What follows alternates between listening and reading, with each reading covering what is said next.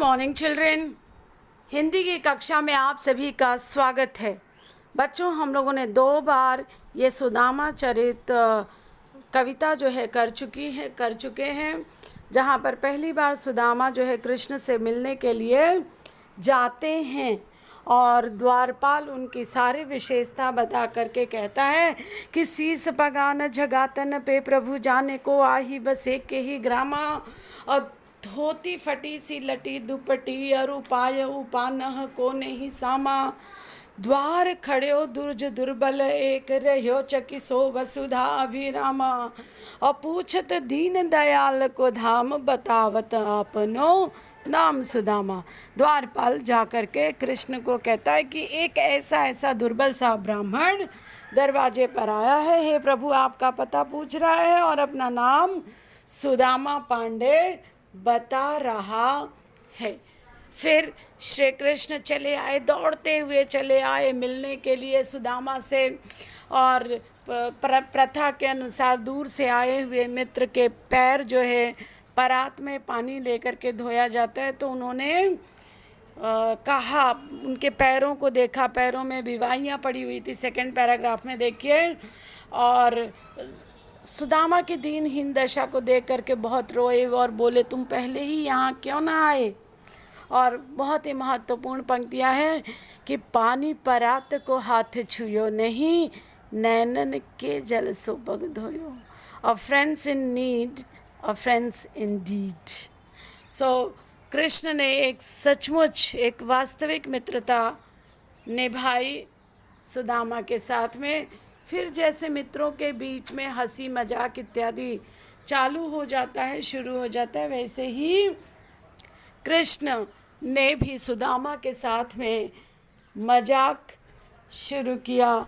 उनको पुरानी बातें याद दिलाई कि कैसे तुमने उनके चने नहीं दिए थे, आगे चना गुरु मात दए ते लए, तुम चाबी हमें नहीं दीने। हाँ, ये सारी बातें वो बताते हुए आगे कहते हैं कि चोरी करने की आदत तो तुम में बचपन से ही है, क्या ये भाभी ने जो चावल दिए उसे भी चुरा लेना चाहते हो। सो बच्चों, यहाँ तक मजाक हो गया था। अब इसके आगे यहाँ से आज हम शुरू करेंगे, ठीक है।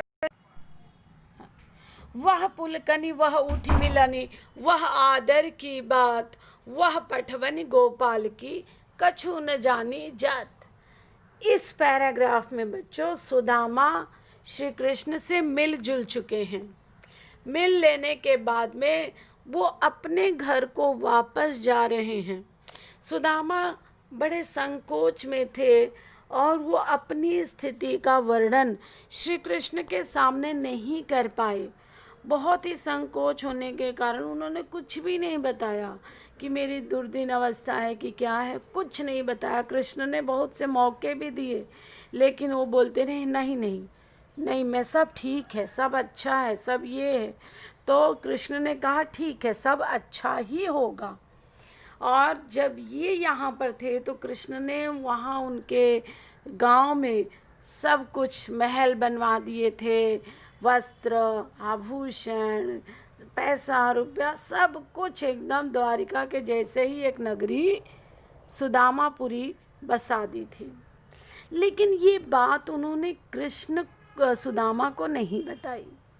न सुदामा अपनी बात बता सके गरीबी के, और न ही कृष्ण ने ये एहसान जताया उन पर कि उन्होंने उसके लिए सब कुछ बंदोबस्त कर दिया है।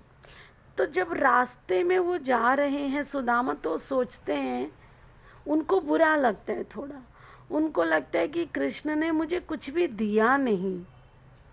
हाँ, चलते वक्त विदाई के समय कुछ दे देते, कुछ ये कर देते तो मेरी स्थिति थोड़ी सी बदल जाती। वही चीज़ ये सोच रहे हैं इस पैराग्राफ में। वह पुलकनी वह उठ मिलनी, वह आदर की बात, वह पठवनी गोपाल की कछु न जानी जात, कि कहाँ तो वो मुझसे ऐसे अच्छाई से आकर मिले। वह पुलकनी अर्थात वो खुशी से मिलना, वह उठ मिलनी, उठ करके खुशी पूर्वक प्रसन्नता पूर्वक आ करके मुझसे मिलना, और न केवल मिलना बल्कि आदर की बात, इतना आदर दिया। और वह पटवनी गोपाल की कछु न जानी जात। और इस तरह मुझे गोपाल ने, श्री कृष्ण ने खाली हाथ भेज दिया, उनकी बात मुझे समझ में नहीं आती। ऐसा ऐसा सोचते हुए सुदामा अपने घर की ओर, अपने गांव की ओर आ रहे हैं। घर घर कर ओढ़त फिरत, कर यानी हाथ, घर घर कर ओढ़त फिरत, ओढ़त यानी हाथ फैलाते थे।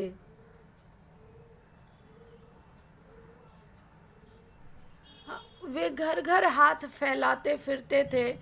तनक यानी थोड़ी सी, तनिक, तनक, तनिक दही के काज, थोड़ी सी दही के लिए वे सुदामा और सुदामा का परिवार हर घर घर जाकर के मांगा करता था काम के लिए, दही, थोड़ी सी दही के काम के लिए वो घर घर हाथ फैलाते थे।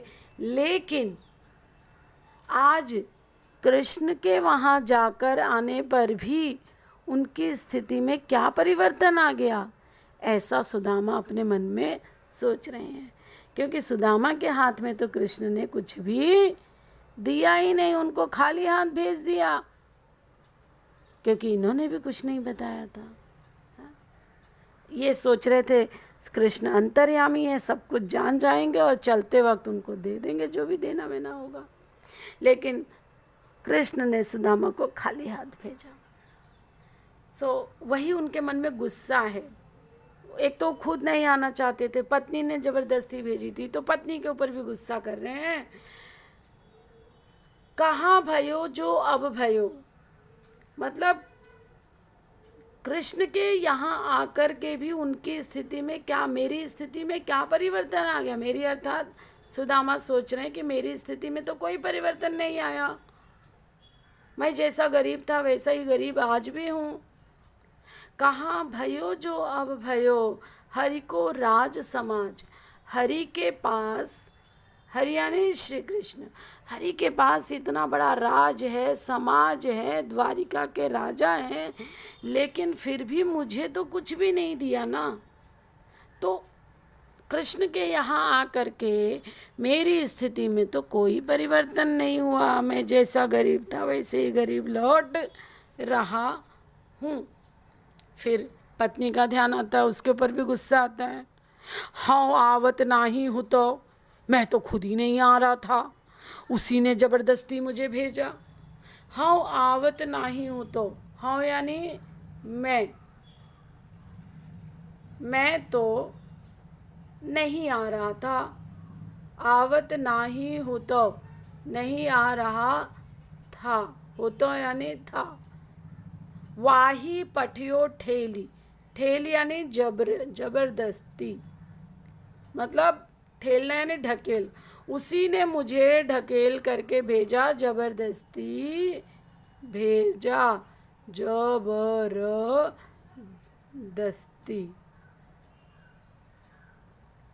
उसी ने मुझे जबरदस्ती भेजा। अब कहीं और समझा के, अब जाऊंगा तो कहूँगा समझा के रख ली, मिल गया तुझे, खुशी हो गई, ऐसे मतलब he is in a angry mood, झुंझलाहट है, क्रोध है, गुस्सा है। अब कहीं और समझा के, अब जाऊंगा तो कहूँगा समझा के मैं उसको रख ली। बहु धन धरो सकेली, धरो यानी रख लिया, मिल गया तुझे बहुत सारा धन, जुटा के रख ली, इकट्ठा करके रख ली। सकेल यानी एकत्रित, सकेल यानी एकत्रित कर लिया, जाऊंगा तो उसको ऐसा ऐसा कहूँगा। अब ये सारी बातें सुदामा मन में सोचते सोचते सोचते अपने गांव में पहुंच गए। अब गांव में क्या स्थिति हुई बच्चों, वो अगले पैराग्राफ में है। वैसो ही राज समाज बने, वैसा ही द्वारिकापुरी, अपने सुदामापुरी में जाकर के, अपने गांव में जाकर के सुदामा देखते हैं कि अरे वैसा ही है पूरा, कैसा, जैसा वो द्वारिका में देखे थे, वैसो ही राज समाज बने, गज बाज घने मन संभ्रम छायो। गज यानी हाथी, गज यानी हाथी। सो जैसा उन्होंने द्वारिका में देखा था हाथी, बाज यानी घोड़े, द्वारिका के जैसे ही हाथी घोड़े महल, वैसे ही राज समाज, वैसे ही पूरा राजसी समाज उनको दिखाई दे रहा है। गांव के लोग सभी एकदम से अमीर हो गए हैं, संपन्न हो गए हैं, राजा जैसे रह रहे हैं। गजबाज मने संभ्रम छायो। गज यानी हाथी, बाज यानी घोड़ा, वैसे ही घोड़े हैं और उनको अपने मन में घना भ्रम छाया हुआ नजर आया। वो भ्रमित हो जाते हो, सोचते हो अरे क्या मैं द्वारिका तो नहीं आ गया, वह क्या मैं रास्ता तो नहीं भूल गया, मैं तो लगता है कहीं और आ गया हूं। केंधो परियो कहूँ मार्ग भूल के, उनको लगता है अरे कहीं मैं रास्ता तो नहीं भूल गया। केंधो परियो कहूँ मार्ग भूली के, मार्ग यानी मार्ग, कहीं मैं रास्ता तो नहीं भूल गया कि फेरी के मैं अब द्वारका आयो, या मैं फिर करके द्वारका तो नहीं आ गया, वापस तो द्वारका नहीं आ गया। ऐसा ऐसा वो सोचते हैं।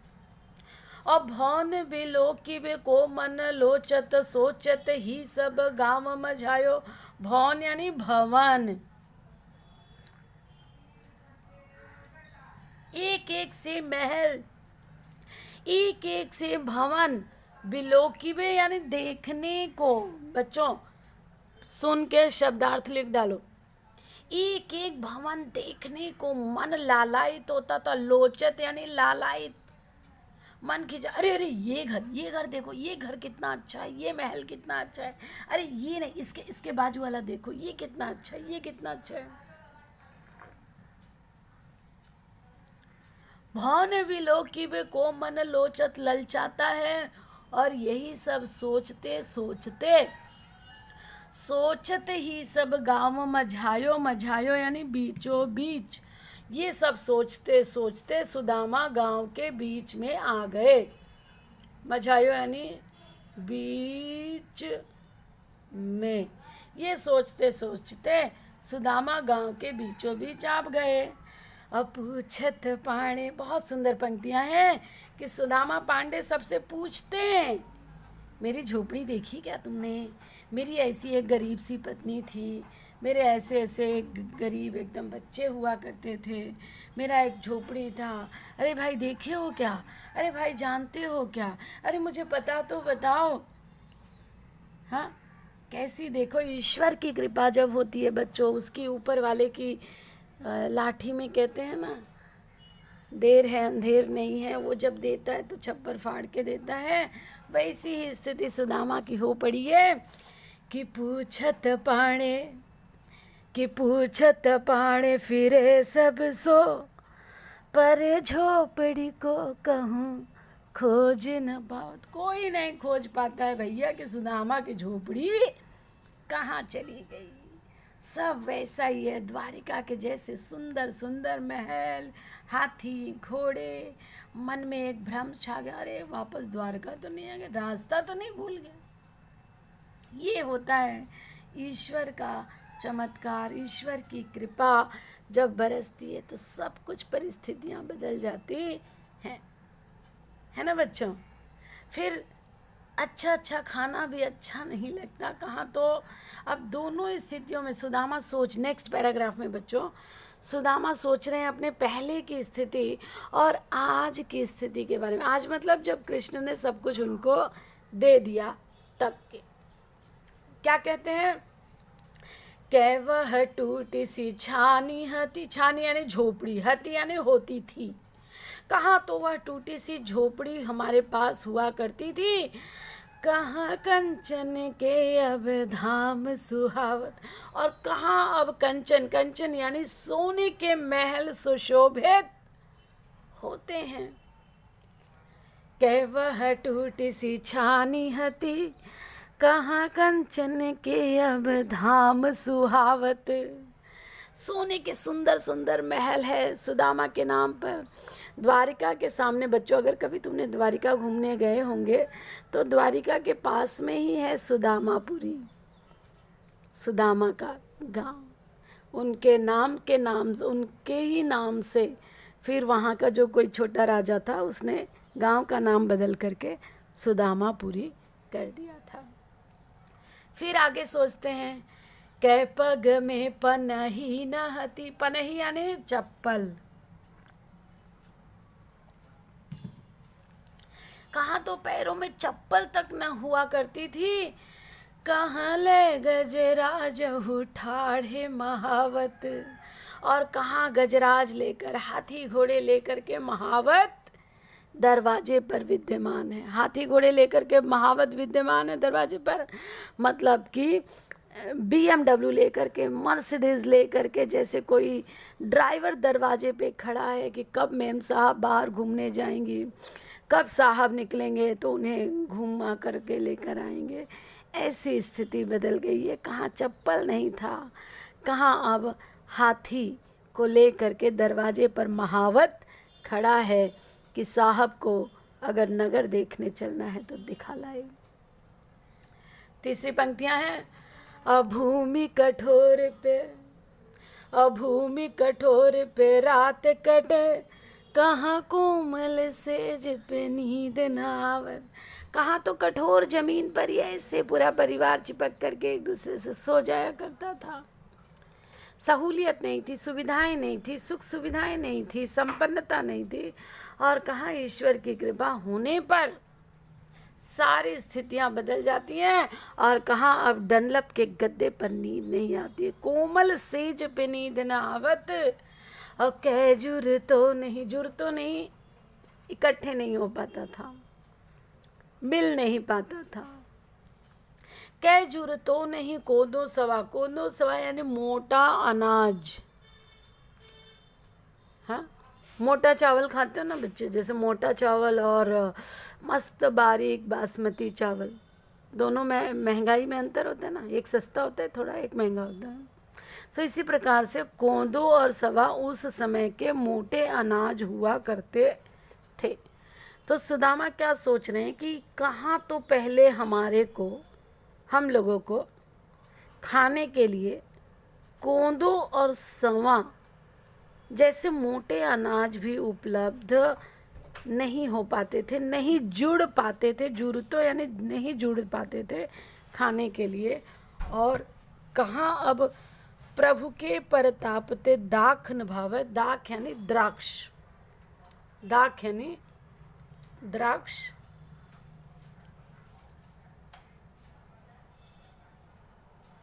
द्राक्ष यानी अंगूर। अंगूर को सुखा करके बच्चों क्या बनता है,